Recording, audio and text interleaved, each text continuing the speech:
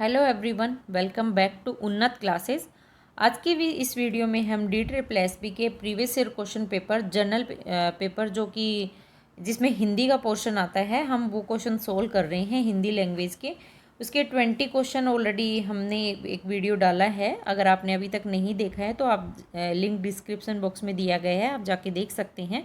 इसका second portion आज हम सोल्व करेंगे। इसमें फर्स्ट क्वेश्चन है, निम्नलिखित में से बहुवचन शब्द का चयन कीजिए। जैसे तोता एक वचन शब्द है, तोता का बहुवचन होगा तोते। जैसे कि तोते आकाश में उड़ रहे हैं। गमला एक वचन शब्द है, गमले इसका बहुवचन रूप होगा। केला एक वचन शब्द है, इसका केले बहुवचन रूप होगा। वैसे ही दर्शन बहुवचन रूप शब्द है। अगला प्रश्न है, निम्नलिखित में से नीचे दिए गए वाक्य के प्रकार का चयन कीजिए। जैसे बाहर जाना मना है, ये किस तरीके का वाक्य है? तो ये निषेधात्मक वाचक वाक्य है, जिसमें किसी चीज़ को मना करना, रोकना, ये सभी निषेधात्मक वाक्य में आते हैं। विधानवाचक वाक्य कौन से होते हैं? विधानवाचक वाक्य वे होते हैं जिसमें किसी के काम के होने या किसी के अस्तित्व का बोध होता है। जैसे कि ममता ने खाना खाया, ममता ने खाना खा लिया, ये होंगे विधानवाचक वाक्य। और वैसे ही संदेहवाचक वाक्य कौन से होंगे? जिन वाक्यों में संदेह या शंका के साथ बात करते हैं और सिर्फ अनुमान लगाया जाता है कि वे काम होने की संभावना है। जैसे कि आज वर्षा हो सकती है, हो भी सकती है, नहीं भी हो सकती, ये संदेहवाचक वाक्य हैं। वैसे ही आज्ञावाचक वाक्य कौन से होते हैं? जैसे कि किसी को आज्ञा देना, आदेश देना, मना करना, रोकना, ये सभी आज्ञावाचक वाक्य हैं। जैसे कि मना करना, रोकना, ये तो निषेधात्मक हो गए। आज्ञावाचक वाक्य होते हैं जैसे कि किसी को आज्ञा देना, उपदेश देना, प्रार्थना, किसी को अनुमति का बोध हो। जैसे कि यह पाठ तुम पढ़ोगे, तो ये मतलब उसे आज्ञा दी गई है कि ये कार्य तुम ही करोगे। तो इसका राइट आंसर होगा निषेधात्मक वाक्य। अगला प्रश्न है, निम्नलिखित में से नीचे दिए गए वाक्य के वाच्य प्रकार का चयन कीजिए। जैसे आरती ने पत्र लिखा, तो ये कर्म वाच्य का प्रकार है। आरती ने पत्र लिखा। अगला प्रश्न है, रचना के आधार पर वाक्य के 3 भेद होते हैं। निम्नलिखित में से उस विकल्प का चयन कीजिए जो रचना के आधार पर वाक्य का भेद नहीं है।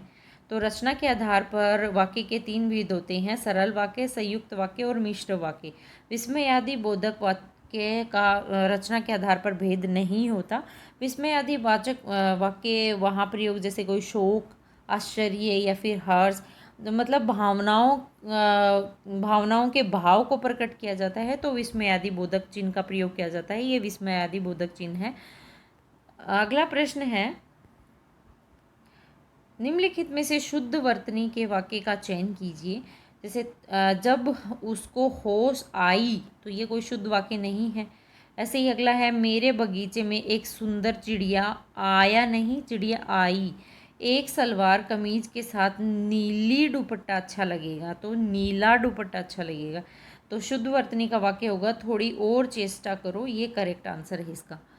अगला प्रश्न है मुहावरे का। निम्नलिखित में से मुहावरा चिकने घड़े पर पानी पड़ना, इसका अर्थ होगा उपदेश का कोई भी प्रभाव नहीं पड़ता है। मतलब चिकने घड़े पर पानी पड़ता है, यानी किसी पर उसको कोई ढीठ होता है, उसको कितना भी कह लो, उसका उपदेश का उस पर कोई भी असर नहीं होगा। तो चिकने घड़े पर पानी पड़ना मतलब उपदेश का कोई प्रभाव न पड़ना, इसका करेक्ट आंसर होगा। अगला प्रश्न है, ये हो गया, निम्नलिखित में से किस मुहावरे का अर्थ अनायास लाभ होना होता है? तो छीका टूटना, मतलब अचानक से उसके पास बहुत सारा, जैसे किसी के पास धन आना, किसी के पास कुछ होना, तो ये अचानक से छीका टूट गया, ये अनायास उसको लाभ हो गया। किसी की लॉटरी निकल जाती है ना, तो छीका टूटना इसका होगा। अगला प्रश्न है, निम्नलिखित में से मुहावरा जीती मक्खी निगलना, तो ये इसका क्या होगा? तो जानबूझकर गलत काम करना, यानी जीती हुई मक्खी निगल जाना, मतलब जानबूझकर गलती करना, उसको पता है गलती कर रहा है लेकिन वो जानबूझकर उसको करना है, तो ये जीती मक्खी निगलना इसका सही होगा, जानबूझकर गलत काम करना। अगला प्रश्न है, निम्नलिखित में से किस लोकोक्ति का अर्थ नुकसान होते समय जो बच जाए वही लाभ है? तो इसका सही उत्तर होगा आग लांगते झोपड़ा जो निकले सो लाभ। मतलब आग लागते झोपड़ा जो निकले सो लाभ, यानी नुकसान होते समय जितना भी बच जाए वही अच्छा है। तो इसका सही आंसर ये होगा। अगला प्रश्न है, निम्नलिखित में से लोकोक्ति चील के घोंसले में मांस कहाँ, क्या अर्थ क्या है? तो चील के घोंसले में मांस कहाँ का अर्थ होता है जहाँ कुछ भी बचने की संभावना ना हो। मतलब चील जब घोंसले में मांस खाएगी तो वो छोड़ेगी कि वो पूरा खाएगी, तो वैसे ही जहाँ कुछ भी बचने की संभावना ना हो उसके लिए ये लोकोक्ति का प्रयोग होता है। अगला प्रश्न है, निम्नलिखित में से किस लोकोक्ति का अर्थ अच्छी वस्तु कम होने पर भी मूल्यवान होती है जबकि मामूली चीज़ अधिक होने पर भी कोई कीमती नहीं होती है? तो इसका लोकोक्ति का सही उत्तर होगा चंदन की चुटकी भरी भरी गाड़ी भरा ना काठ। मतलब अच्छी वस्तु होती है वो मूल्यवान होती है, लेकिन मामूली जो चीज़ होती है वो चाहे कितनी भी हो उसकी कोई कीमत नहीं होती। चंदन तो छोटा सा भी बहुत कीमती होता है। वैसे ही गाड़ी भरा ना काठ, काठ कितनी भी गाड़ी भरी हुई हो लेकिन वो मूल्यवान नहीं है तो उसकी कोई वैल्यू नहीं होती। अगला प्रश्न है, निम्नलिखित में से लोकोक्ति का प्रचलित रूप कौन सा है? तो लोकोक्ति का प्रचलित रूप जैसे कोयल होए न उजली सो मन साबुन लाए, ये एक लोकोक्ति है। अगला प्रश्न है, निम्नलिखित में से दिए गए वाक्य में किस चिन्ह का प्रयोग किया गया है? तो तुलसीदास ने सत्य कहा पराधीन सपनेहु सुख नाही, तो इसमें अर्ध विराम चिन्ह का प्रयोग हुआ है। ये जो बीच में है ये अर्ध विराम चिन्ह है। अगला प्रश्न है, निम्नलिखित में से किस वाक्य में दीर्घ उच्चारण चिन्ह का प्रयोग हुआ है? तो दीर्घ उच्चारण चिन्ह जैसे 16 मात्राएं, अल्प विराम, पूर्ण विराम को एक मात्रा तथा एस को 2 मात्रा माना जाता है, वो होती है दीर्घ उच्चारण चिन्ह का प्रयोग जहाँ हुआ है। Option number A.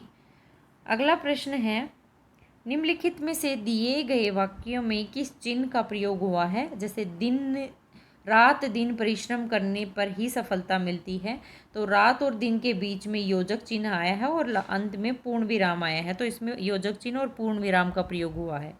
अगला प्रश्न है, ये गद्यांश आगे है, गद्यांश के प्रश्न अभी देखते हैं। इसको पढ़ना पड़ेगा गद्यांश को क्वेश्चन करने के लिए। तो गद्यांश करने से मतलब पहले आपको क्वेश्चन पढ़ लेने चाहिए, उसके बाद आपको गद्यांश पढ़ना चाहिए, तभी हमें मतलब पता चल जाता है कि कैसा क्वेश्चन पूछा गया है। तो निम्नलिखित में से कौन सा शब्द अवधूत का पर्यायवाची नहीं है? तो ये गद्यांश में से ही हमें छांटना होगा। तो असाधु, इसमें आप वीडियो को पॉज करके ये गद्यांश पढ़ लीजिए, उसमें आपको आंसर मिल जाएंगे। तो असाधु इसका राइट आंसर है। अगला प्रश्न है, उपरोक्त गद्यांश के आधार अनुसार संत हृदय परम करुणिक राम के प्रति ही उन्मुख हो सकता है जो जीवन के धर्ममय सौंदर्य मर्यादापूर्ण शील और आत्मिक शौर्य के प्रतीक है। तो ये गद्यांश तुलसीदास से रिलेटेड है, तो इसमें आंसर तुलसीदास होगा। अगला प्रश्न है, उपरोक्त गद्यांश में तुलसी के संदर्भ निम्नलिखित में कौन सा विकल्प सही है? तो ये गद्यांश में दिया गया है, विजय रथ के रूपक में तुलसी ने संत जीवन की रूपरेखा उभारी और अपनी राम कथा को इसी सत्वन की चरितार्थ बना दिया।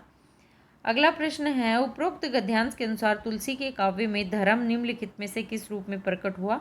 तो निष्कलंकित, खुले रूप में, अक्षुण्ण या अपने संपूर्ण रूप में प्रकट हुआ है।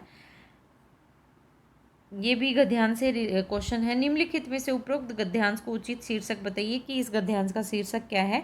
तो इसका शीर्षक है संत कवि तुलसीदास का काव्य के प्रति प्रेम, ये इस गद्यांश का मूल शीर्षक है। वैसे इसमें 1-2 गद्यांश आते हैं, तो दूसरा गद्यांश भी सेम है, एक ही है। तो ये थे हमारे आज के हिंदी का पोर्शन। आई होप आपको वीडियो पसंद आया होगा। वीडियो पसंद आया है तो प्लीज़ इसे लाइक कीजिए और चैनल को अगर आपने अभी तक सब्सक्राइब नहीं किया है तो चैनल को सब्सक्राइब कीजिए। आगे आने वाले वीडियोस में हम ऐसे ही पहले हम previous year question paper solve करेंगे, फिर हम इम्पोर्टेंट क्वेश्चंस को लेके चलेंगे। तो इसमें जर्नल पेपर के लिए जीके जीएस का पोर्शन भी हम उसके भी एक सीरीज चल रही है। और अगर कोई टीजीटी एसएसटी की प्रिपरेशन कर रहा है तो उसके लिए भी एक सीरीज चल रही है, तो आप वो भी जाके देख सकते हैं। Thank you.